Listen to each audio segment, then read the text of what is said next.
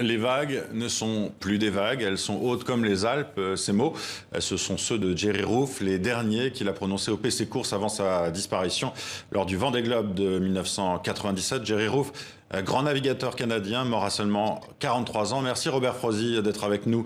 Vous venez de consacrer un documentaire toujours vivant à Jerry Roof avec Jérôme Voyer-Poirier comme réalisateur. Pourquoi vous êtes revenu sur l'histoire de ce navigateur? C'est une histoire qui vous a marqué, vous, qui avez suivi en tant que journaliste sportif plusieurs Vendée Globe?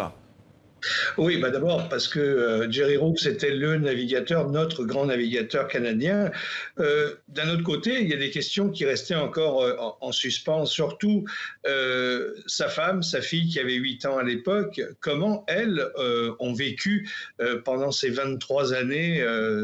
Est-ce qu'elles sont prêtes à parler de comment elles ont pu faire l'une et l'autre leur deuil d'un papa jamais retrouvé, puisqu'on n'a jamais retrouvé son corps. Donc c'était un petit peu cette partie-là de l'histoire qui m'intéressait. Eh bien, on continuait à vivre, mais surtout aussi comment elle vivait avec un mari, un papa qui partageait, ou qui essayait en tout cas de partager sa passion pour la mer et en même temps sa vie familiale. Et c'était pas toujours évident. Alors c'est sûr que dans ce documentaire, eh bien, on entend encore un peu la colère, on entend encore un peu la tristesse et on essaye de découvrir aussi comment l'une et l'autre, eh bien, une par l'écriture, l'autre par un documentaire, eh bien, on réussit peut-être après 23 ans à faire un deuil. Alors on va regarder justement un extrait de votre documentaire.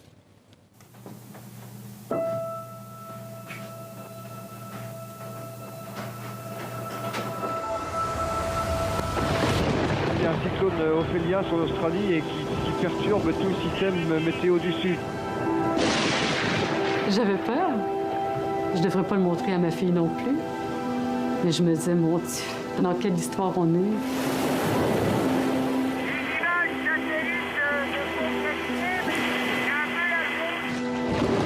On faisait des cauchemars, on ne dormait pas. On était avec lui.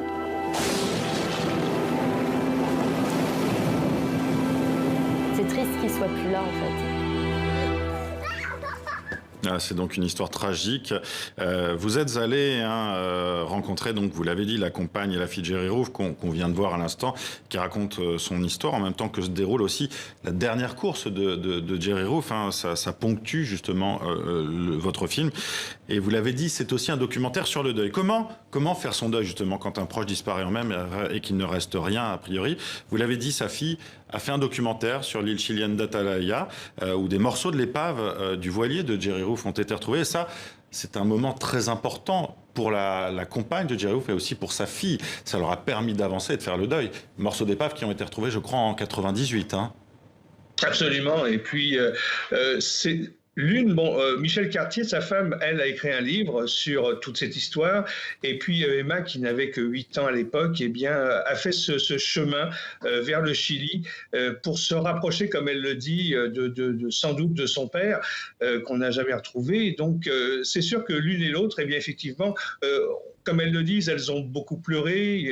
L'une a écrit, l'autre a filmé. Et puis, c'était pas simple non plus en ces temps de pandémie.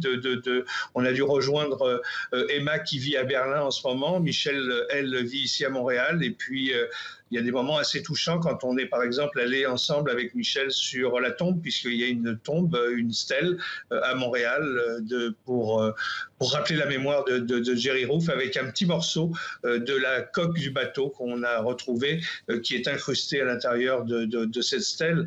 Donc oui, il y a beaucoup d'émotions et il y a aussi, c'est vrai, une espèce de meilleure compréhension de ce que ces deux femmes ont pu vivre, l'une qui était majeure et l'autre qui n'avait que 8 ans à l'époque. Et c'est un travail de souvenir et aussi de mémoire qu'on a voulu faire. Pourquoi ce titre toujours vivant, justement?